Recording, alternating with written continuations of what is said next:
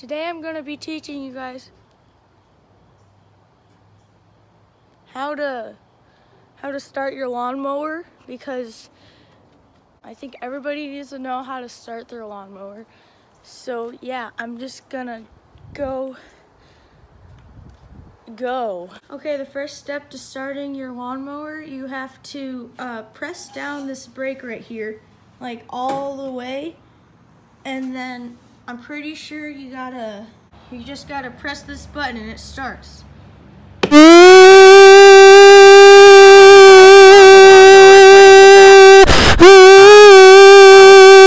Guys, when I'm cutting the grass, look, I found a cat. Now I'm gonna keep the cat and call the cat Sandwich.